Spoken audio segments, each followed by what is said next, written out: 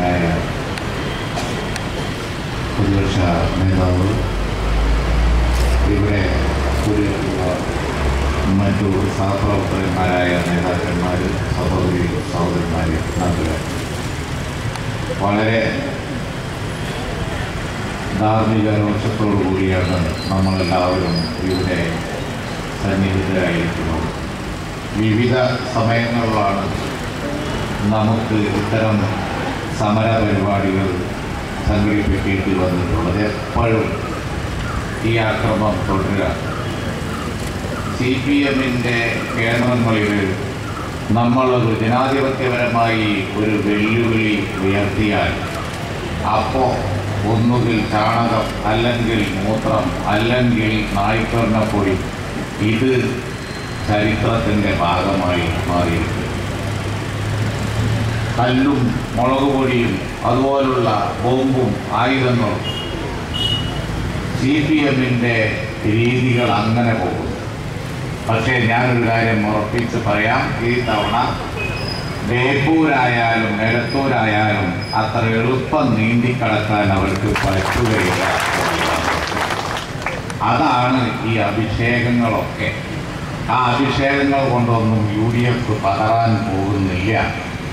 UDF വളരെ ശാന്തമായി നിശബ്ദമായി ജനങ്ങളുടെ പ്രശ്നം പറഞ്ഞുകൊണ്ടാണ് ഈ തെരഞ്ഞെടുപ്പിനെ നേരിട്ടത്. LDF ആയുധം പലതും ഉപയോഗിച്ച് നോക്കി. കാരണം ജനങ്ങൾക്കായി ഒന്നും ചെയ്ത് 5 കൊല്ലം കഴിഞ്ഞപ്പോൾ വോട്ടിലൊതുക്കാൻ ഒരു വക അവർക്കില്ല എന്നറിയാം. അതുകൊണ്ട് ചില ആയുധങ്ങളൊക്കെ ഇടക്കാലത്ത് എടുത്തു നോക്കി. അതൊന്നും മേശുന്നില്ല എന്ന് കണ്ടപ്പോൾ വേറെ ചിലതെടുത്തു നോക്കി. അത് കഴിഞ്ഞ് പിന്നെ വന്നപ്പോൾ അക്രമം എടുത്തു നോക്കി. ഒന്നുകൊണ്ടും ഒരു ഗുണമുണ്ടായില്ല. തെരഞ്ഞെടുപ്പ് കഴിഞ്ഞു. ഇപ്പോഴും ഈ ആയുധ പ്രയോഗങ്ങൾ നിർത്തിയിട്ടില്ല. ഇപ്പം എൻഡോസൾഫാനെ കുറിച്ച് പറഞ്ഞു. എൻഡോസൾഫാനോട് വിരോധമൊന്നും ഉണ്ടായിട്ടല്ല. കുഞ്ചനമ്പ്യാർ പറഞ്ഞ മാതിരിയാണ്, ദീപസ്തംഭം മഹാചര്യം നമുക്കും കിട്ടണം വേണം എന്ന് പറഞ്ഞതുപോലെ എൻഡോസൾഫാനെങ്കിൽ എൻഡോസൾഫാൻ പാർട്ടിയിലെ മേധാവിത്വം കിട്ടണം എന്നുള്ളതിനുള്ള കിടപ്പാണത്. അല്ലാതെ വേറെ ഒന്നുമല്ല. അതിനു വേണ്ടിയുള്ള കിടപ്പാണ്. അത് ഓരോ ആയുധങ്ങൾ എടുക്കുക. ഇനിയിപ്പോൾ ഭരണം കിട്ടിയില്ലെങ്കിൽ പ്രതിപക്ഷ നേതാവായാലും മതി എന്ന തത്വം, അതിനു വേണ്ടിയുള്ള കിടപ്പാണ്.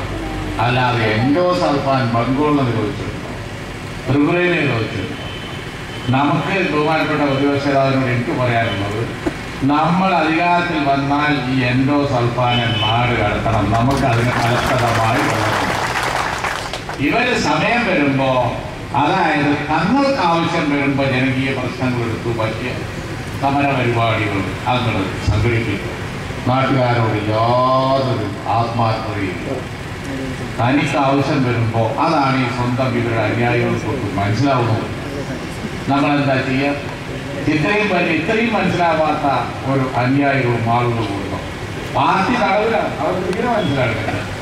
അപ്പം അതുകൊണ്ട് ഈ മാതിരി തെരഞ്ഞെടുപ്പ് കഴിഞ്ഞ് ആരായാലും, ഇദ്ദേഹം മുഖ്യമന്ത്രിയായിരുന്നു, തെരഞ്ഞെടുപ്പ് കഴിഞ്ഞ് വോട്ട് പട്ടിയിലായാൽ പിന്നെ ഒന്നും ചെയ്യൂല.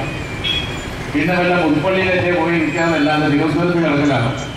നമ്മളങ്ങനെ എല്ലാവരും മാന്യത പാലിക്കും. ഇത് കണ്ടില്ലേ, പോകുമെന്ന് ഉറപ്പായിട്ടും കളിക്കുന്ന കളി. അപ്പോൾ ഇങ്ങനെയൊക്കെയുള്ള ഒരു രീതിയാണ് കേരളത്തിൽ. അതുകൊണ്ട് UDF അധികാരത്തിൽ വരട്ടെ, മാതൃകാപരമായി പ്രവർത്തിച്ച് നമുക്ക് കാണിച്ചു കൊടുക്കാം. കള്ള ലോട്ടറി നിരോധിക്കണം എന്നുണ്ടെങ്കിൽ ഒരു നോട്ടിഫിക്കേഷൻ ഇറക്കണം, തർക്കൂല. അതുപോലെ എൻഡോസൾഫാൻ പോകണമെന്നുണ്ടെങ്കിൽ ചില നിയമ നടപടി എടുക്കണം, ചെയ്യൂല. ആളുകളുടെ കണ്ണപ്പൊടിയിടാൻ വേണ്ടി സമരം കൊണ്ടുപോയി. ഇതാണ് ഈ രാജ്യത്ത് നടന്നുകൊണ്ടിരിക്കുന്നത്. ബംഗാളിലും ത്രിപുരയിലും നിരോധിച്ചിട്ടില്ല. എന്നിട്ട് ആ പാർട്ടി പറ്റി 29 ഹർത്താൽ എടുത്താൽ പോകാറുണ്ടാവും. ജനങ്ങളെ വഞ്ചിക്കാൻ, മുഴുവൻ വഞ്ചിക്കാൻ. പക്ഷെ ഒരു ഗുണമുണ്ട്, കേരളത്തിലെ ജനങ്ങൾ അധികം സാക്ഷരത ഉള്ളവരായതുകൊണ്ട് കാര്യങ്ങൾ മനസ്സിലാക്കി വോട്ട് ചെയ്തിട്ടുണ്ട്. അതവിടെ കിടക്കുന്നുണ്ട്, എണ്ണുമ്പോൾ കാണാം എന്നേ എനിക്ക് പറയാനുള്ളൂ. രാവിലെ മുതൽ ഇരിക്കായതുകൊണ്ട് ഞാൻ ലഭിക്കുന്നില്ല. ബഹുമാനപ്പെട്ട പ്രതിപക്ഷ നേതാവും അതുപോലെ ജനപ്രതിനിധികളും ഒക്കെ ഉള്ള ഈ സ്ഥലത്ത് ഐക്യദാർഢ്യം പ്രകടിപ്പിക്കുക എന്നുള്ളതാണ് ആവശ്യം, പ്രസംഗമല്ല. അതുകൊണ്ട് അക്രമത്തിന് വിധേയമായ നമ്മുടെ UDF-ന്റെ നേതാക്കന്മാർ അവരുടെ കൂടെ ഞങ്ങളുണ്ട്, യാതൊരു സംശയവും വേണ്ട. 100% ഞങ്ങളുണ്ട്. നിങ്ങൾ ഒറ്റക്കല്ല എന്ന് കാണിക്കാൻ വേണ്ടിയാണ് ഞങ്ങളൊക്കെ ഇവിടെ വന്നത്. അതുകൊണ്ട് ഞാൻ വാക്കുകൾ സ്മരിക്കുന്നു. എല്ലാവർക്കും നന്ദി.